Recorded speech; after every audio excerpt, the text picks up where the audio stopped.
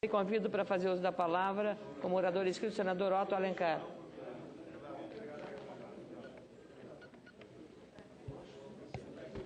Senadora Ana Amélia, que preside essa sessão deliberativa.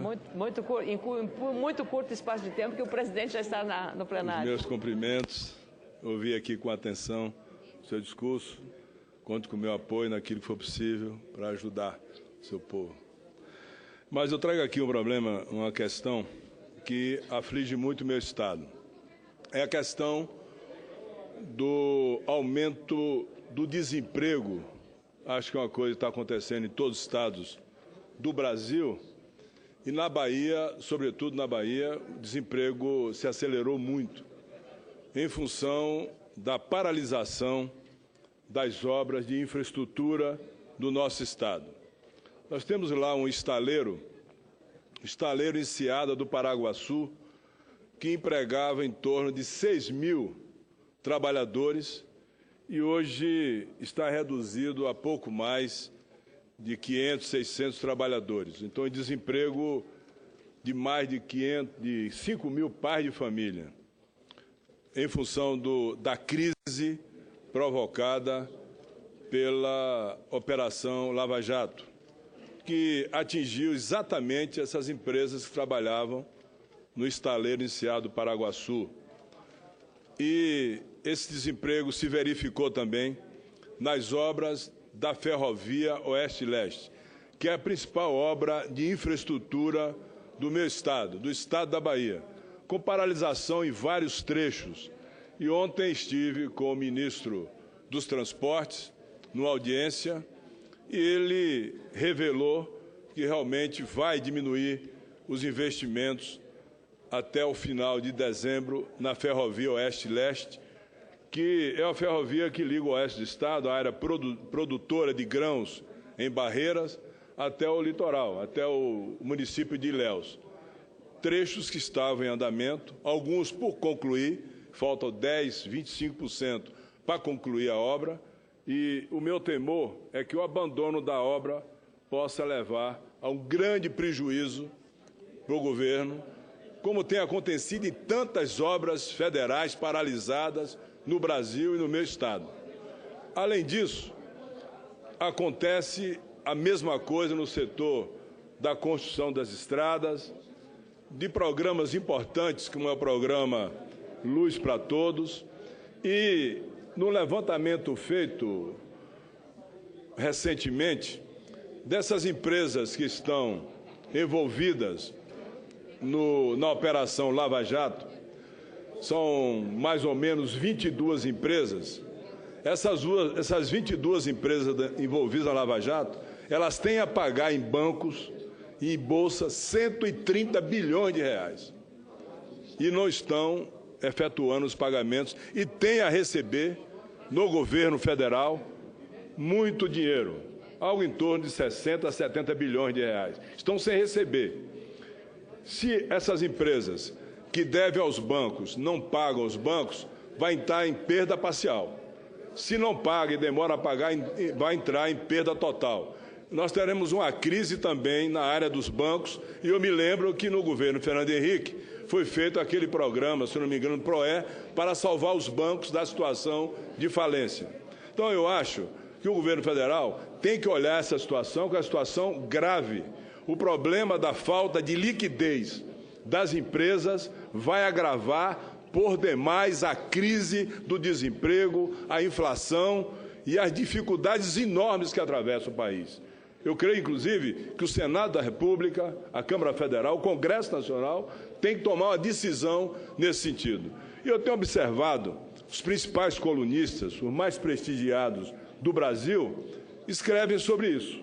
Na Folha de São Paulo, o colunista Jânio de Freitas, Jatos que Mancham, um editorial muito bem escrito. E o outro, do Gerson Oliveira, Mitos da Lava Jato que podem levar à depressão.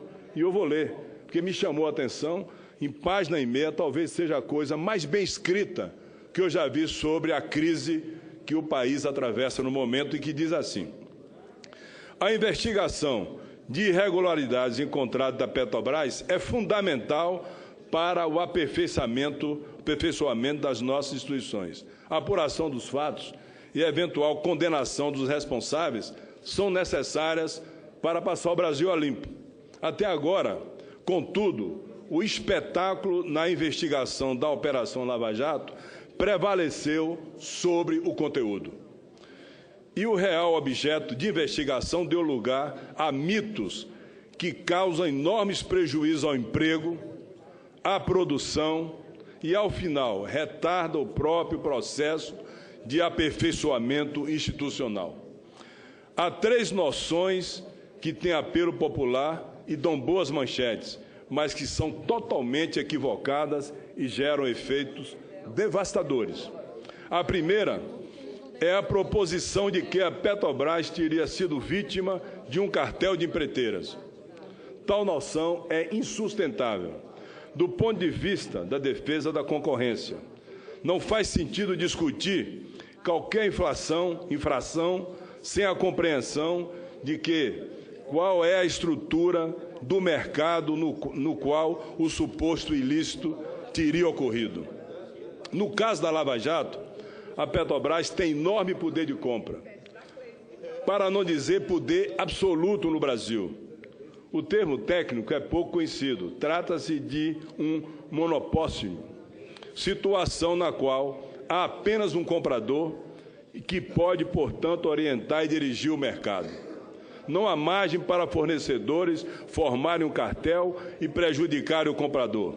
Tal fato é ainda mais claro no caso da Petrobras, que detém o comando do processo de contratação, mediante regime jurídico que limita o raio de manobra de suas contratadas. É a Lei 9.478 de 1997, a Lei do Petróleo, que autorizou a companhia a celebrar contratos por meio de procedimento licitatório simplificado. Isso no governo Fernando Henrique Cardoso. Assim, a Petrobras deixou o modelo tradicional de seguir a Lei 8.066/93, a Lei das Licitações, para desenvolver de forma própria de contratação de bens e serviços. Portanto, a barreira à entrada de novos competidores decorre não de uma ação concentrada e em concerto com as empresas, mas do próprio formato de contratação sob o comando da Petrobras. É a Petrobras quem define os participantes das licitações, por intermédio de cartas-convites. A segunda noção equivocada é a de pretender que empresas investigadas deixem de participar de novas licitações, o que é um absurdo. Não há base constitucional para impedir que uma empresa sob investigação, não tendo sido condenadas, em última instância, não participem de licitações. E isso está acontecendo. Essas empresas importantes, se amanhã forem tornadas inidôneas, perdem completamente a metade ou mais da metade dos seus ativos. Do ponto de vista econômico, equivale a excluir atores do mercado e diminuir a concorrência. A proposta que pretende defender a concorrência termina por reduzi-la, ampliando os custos para os órgãos públicos contratantes. O terceiro equívoco é que os excessos e a espectralização da Lava Jato são neutros do ponto de vista econômico. Chega-se a argumentar, com um misto de cinismo e ingenuidade, que grandes empresas nacionais poderiam ser rapidamente substituídas por outras. É impossível substituir o know-how de tantas empresas que já trabalham há tanto tempo no Brasil, com tecnologia avançada no Brasil e no exterior, serem substituídas imediatamente por qualquer outra empresa que não conheça e não tenha o know-how dessas empresas que estão nesse problema. Não se deve admitir que o clamor popular exerce e destrua o patrimônio, o empresariado brasileiro, com impactos nefastos na economia. Exercício simples, utilizando os dados do IBGE, mostra que o potencial de destruição, renda e emprego de uma operação Lava Jato mal conduzida vai custar mais de 200 bilhões de reais. Uma avaliação técnica, senhores senadores e senadoras, uma avaliação de que o IBGE mostra que o potencial de destruição de renda e emprego de uma operação mal conduzida como a Lava Jato vai dar prejuízo de mais de 200 bilhões de reais em termos de PIB e mais de 2 milhões de empregos. Pode-se perder 2 milhões de empregos com a Operação Lava Jato. É um passo na direção de algo pior, que é a recessão vivida atualmente e a depressão.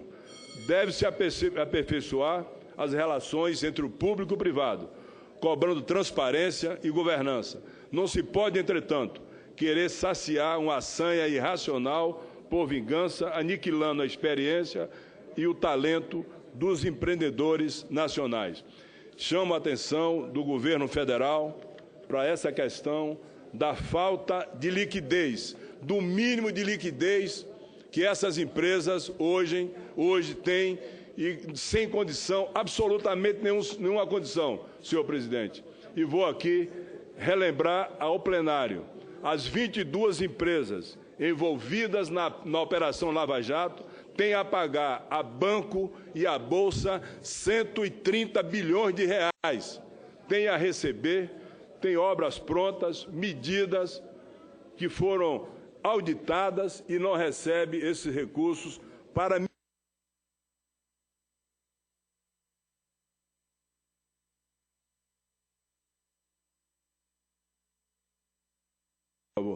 concluir. Liquidez necessária para preservar os empregos do nosso país.